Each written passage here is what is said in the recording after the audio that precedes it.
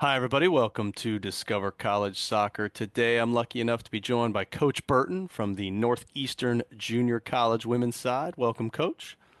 Thank you. Thank you for having me, Matt. Yeah, thanks for being here. Now, I see Northeastern, and I need folks to understand that is the northeastern corner of Colorado, not the northeastern corner of the United States or anywhere else. You are in Colorado, uh, and hopefully it's not too cold and snowy and everything there this time of year. Yeah, no, not too bad. I mean, there's snow on the ground. It's been here for a while, but honestly, if you're in a usual little bundle, then it's not too bad. All right. Well, it's recruiting season in full force, with all the different showcases and things going on. I guess probably in Colorado a lot of it's indoor right now, but kind of as a with a junior college program, you guys are recruiting twice as much as everybody else. So what's your status right now? Where are you headed? What are things looking like for you as you prepare for next season?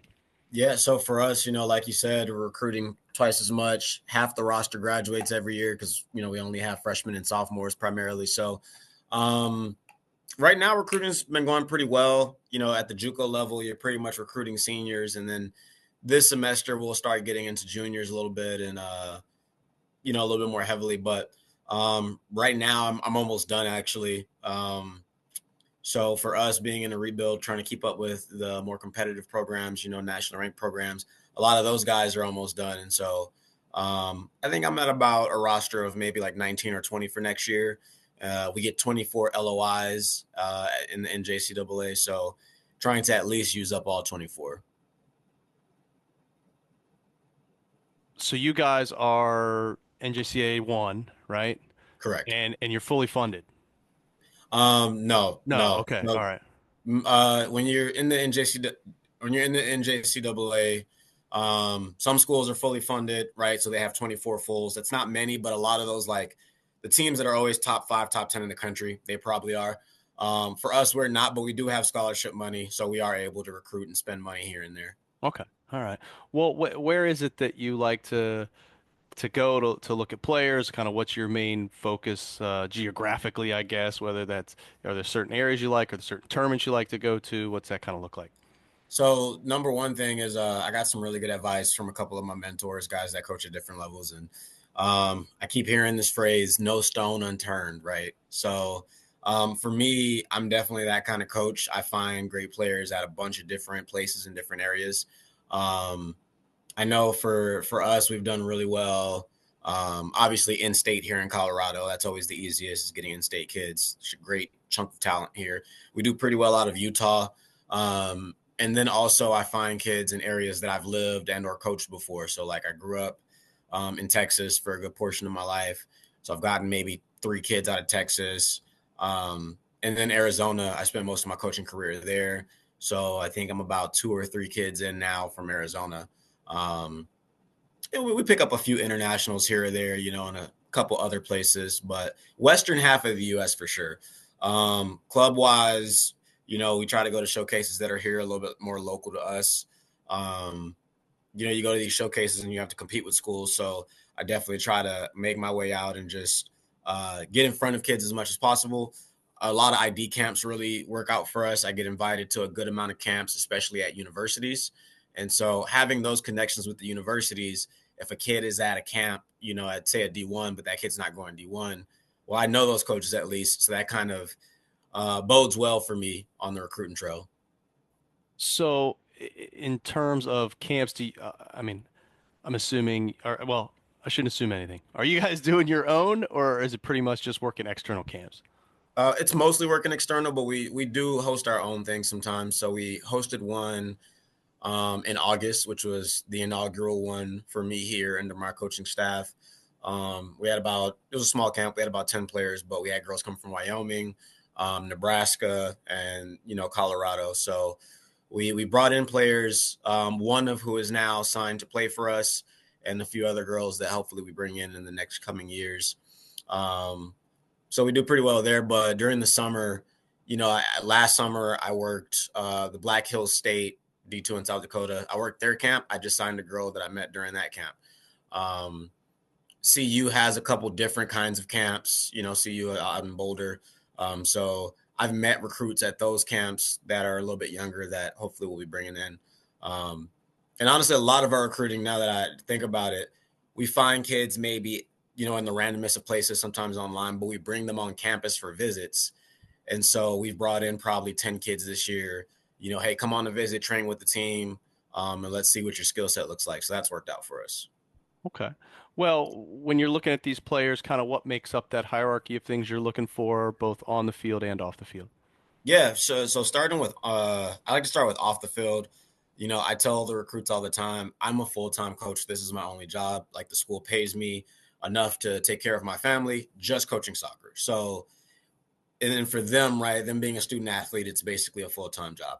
I want to be happy. I want to enjoy the people that I work with. I want to enjoy my job. So I'm looking for good people. Do you have a good attitude? Are you a good person? Are you friendly with your teammates? Not everyone's necessarily has to be best friends, but can you work with people in a group setting for the betterment of everyone?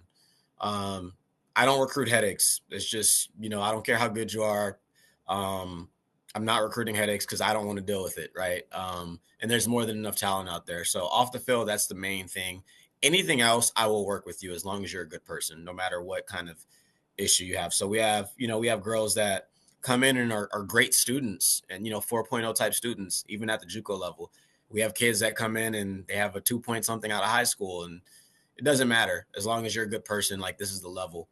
On the field, my number one thing is I look for players that have a good first touch. For the style that we like to play, if I have that, it's a little easier to work everything else. And then after that, I'd say speed. Speed kills. Speed helps. So if I can get a player that's quick, then that kind of sets everything else in motion. And then there's always more bonuses, right? Like, if a girl's got some size to her or whatever, there's some help there, but technique and speed. Okay. Well, I mean, one of the biggest things for kids who take that to your path is the ability to hopefully move on once those 2 years are up. So, talk to me a little bit about what that's like at your school, maybe some successes of kids moving on. What happens there once their 2 years is done at Northeastern? Yeah, so that is, I think, the biggest selling point to a student athlete coming here to NJC. I move players on. It's the one thing that I can promise when a kid comes in, right? Winning, we're going to try to win and a bunch of other stuff, right? But moving you on is the one thing that I have a little bit more control over. So since I've been here, I got here March 2024. I've been here a little bit under a year. Um, Sophomore that we had at the time was already committed. We got her called up to the Guatemala national team for the first time ever. I put together her highlight tape when I got here. She was graduating within 2 months. I emailed them. They called her up in May. So that was, first thing. And then this sophomore class now that's graduating, we have girls of various backgrounds. One girl committed to Elkhorn State D1 in Mississippi. Another one of my great center backs is committed, or she's there now. She just went now in the spring at Adams State, D2 here in Colorado. And then we have a player that's here this semester. Next semester, she's going to Sterling College, which is an NAIA. And she was playing basketball when she got here. She got recruited here for basketball, had played club when she was younger. I picked her up as a walk-on when I first got here. And even for her having sat out for 2 years, being a walk-on, she got moved on. I have another girl actually today right now that's on a visit to a D2, one of my starting defenders. So out of the sophomores that we have, everyone had offers. Most of them are going to continue playing. I have a freshman this year that got called up to the the coach was going to call her up for the El Salvador national team. She's currently out with a torn ACL, unfortunately, so she's missing out on that. But opportunity is what I promise you. That's going to happen regardless. So, Yeah. and those are mostly players that, like, we had a late start because I got here at the end of their freshman year, right? For the freshmen that I have now, by the time they graduate, the numbers are going to be even bigger. That's fantastic. Well, Thank let's you. talk a little bit more about the school. It had to have been attractive enough for you to take the job and get there. So, what are some of the things you found that are great about the school? Maybe some things we wouldn't even know by going through the website. Biggest thing is just the culture here, for the school as a whole and the community as a whole. There's definitely a family culture in the city of Sterling, which kind of leaks over into campus. You get here and everyone knows everyone. Um, there's, half the coaches grew up here and then the other half are from elsewhere, but everyone has like family ties here. You can tell that people are here to be here. They like the school, they like the program, they like the community. Community is very supportive. Um, some of those things, when I was looking at it, I was just like, okay, this is a chance for me to build something. It is a fairly young program. I think we're going into year 8 of having women's soccer here. So for me, it was somewhere where like I can kind of go make my stamp, as this is my first collegiate head coach job. I've done, coaching at the collegiate level before, but as a head coach, this is my first go. So um, definitely kind of just having that vibe. Everyone's supportive. It's not like a big school where you get lost in the mix and no one knows who you are. I walk through campus and kids and staff are like, "Hey, coach, how's it going today?" And I love that. Awesome. Well, take me back to maybe the heart of the season and walk me through what does a typical a week schedule look like for a player in terms of when it practices, games, meals, classes, all that kind of stuff. Yeah, so we kind of have 3 different points in the year. We have when we're in fall season, we have spring season, and we have kind of like an off season bit. When we're in the swing of fall season, I tell the kids prepare for 5 days a week that you're going to be busy with soccer related things. So within those 5 days a week, which is probably Monday through Friday most of the time, um, we do 2-a-day practices fairly consistently. So that might mean we have weights in the morning and then we have field practice in the afternoon. We're out on the pitch. The next day we might have, practice on the pitch, and then we might have a film session where we're studying. Um, and so you have those things. Basically, you have 2-a-days every day, some mixture of those, and then you have study hall. So our girls do 5 hours of study hall per week. So they're doing that as well. So like, let's say a typical day, 6:30 a.m. you're lifting, you get done about 7:30. You have time to go eat. You go to class at 8 or 9. You get done with class probably by about 1 or 2. We practice at 3. And then after practice, again, might be doing study hall, might be doing film. You're done and going to dinner probably by about 6 p.m. at the end of the day. So that's generally how it looks. If we have games, when we get into conference, games are usually Friday and Saturday. So practice might be a little bit less because we're playing Friday and Saturday. We might practice Monday, Tuesday, Wednesday, Thursdays, pure film and study hall, team bonding, something like that. And then we go into games on the weekend. Okay. Well, let's talk about the team and the roster. I mean, is there a roster size that you're trying to hit each year? Yeah, so ideally, my minimum that I want to be in for next fall is 24. So again, you get 24 letters of intent. That's girls that are on some sort of scholarship money. It could be $2, it could be 5,000, whatever. And you can have walk-ons over that number. So I'm trying to hit 24 at least this past season. Getting here in March wasn't a lot of time to recruit, but we've recovered pretty well from that. So like I said, right now for fall, we're already at about 20 or 19 or something like that. And I still have this semester to kind of flesh out the rest of the roster. So 24 minimum. I would like to hit like a 28 maximum probably. Okay. Now, what about staff? Are there other folks that are on their staff with you? Are there other maybe support staff within the athletic department that help out with things? Yeah, so I being the head coach, full-time coach, I have an assistant who is out of the country right now, but he's a full-time assistant coach, and he also lives on campus as a housing director, but he's here, the same hours I'm here. We have a volunteer goalkeeper coach who also does a great job helping us with that. He comes in about once or twice a week. So we have 3 coaches between us, and then we have a few work study students that come in extra hours and they might help around the office. Hey, can you look up this kid and give us some background info on this kid? Can you make sure that the gear is ready for the new student athletes? Different things like that.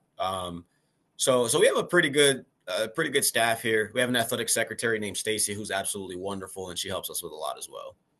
Awesome. Well, what about you? How would you describe your coaching style and the style of play you're looking to play there?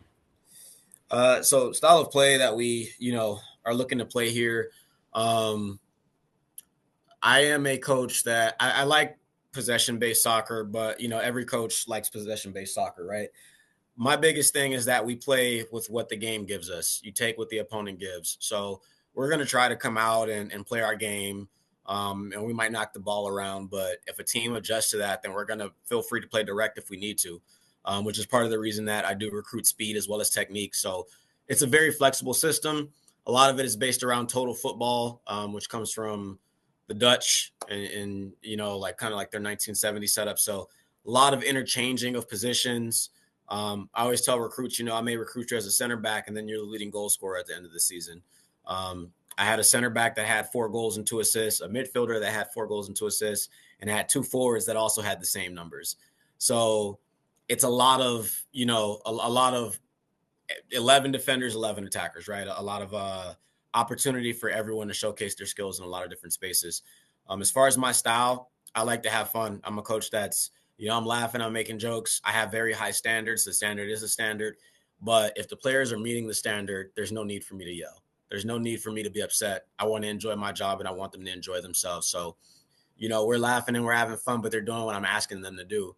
And, if for some reason I feel like they're not listening, then I can be stern and I do discipline. But I would say that my student athletes are like, yeah, coach, that was fair. That one was justified, whatever it is. So, music at practice, I'm controlling music because we have a certain tempo that I'm trying to get us to play at. If we're all giving our best effort when we're practicing, we do punishments if you lose, but we're not running as long as the effort is there. We're like, hey, you're going to do an embarrassing dance or something along those lines. So, a lot of different things like that, but we have fun here. All right. Well, in terms of the off season, the spring, as we're kind of rolling into that, what does that look like for your players, or what are they working on and during this time of year? So for our spring season at this level, we get 6 play dates, just 6 days that we can play as many games within those 6 days. We usually spend those days on showcasing. So we'll go play universities during the spring. This spring, we have Colorado Christian lined up, which is a D2. Who else do we have? We have Heston College, which is going to be an NAIA as of the fall. They're going to come play us. Oh, and we have Adams State. We have Adams State, which is another D2 here in Colorado lined up. So we play them. Last spring, we did the same thing. August preseason, we do the same thing. It just gives our girls a chance to, go in front of these schools firsthand, experience what it's like to play at the next level and see if they can hang. So we spend a lot of time doing that because it's a scrimmage season. We don't lose anything by participating. Yeah, oh, that's fantastic. And the schedule's a little bit lighter. We're not going 5 days a week. We're maybe doing like 3 days a week practicing. So it's a little bit easier on the athletes as well. Okay. Well, hey, I appreciate it. You've given us lots of information. I'm going to leave you with one last question, then that is if you had one piece of advice for student athletes going through this recruiting process, what would that be? One piece of advice for student athletes, I would say go where you're wanted. Go where you're wanted. I've coached at different levels and I've seen kids, sometimes maybe beg for a spot on the roster that they've dreamed of being on. And ultimately, you got to think about it. If you're begging to be there right now, when you get there, how are you going to be treated? Right? Versus if someone is recruiting you in a sense where they really want you to be there, you're probably going to be in a better spot going there and being appreciated and being loved. It's probably just better for your soccer, better for your mental health, and those sort of things. So go where you want it. Yeah, I couldn't agree more. Well, Coach, really appreciate it. Wish you the best of luck as you fill out this roster for next fall, and good luck in the fall season. And if your travels ever take you down to Florida, give me a shout, all right? I appreciate it, Matt. Thank you. Thank you.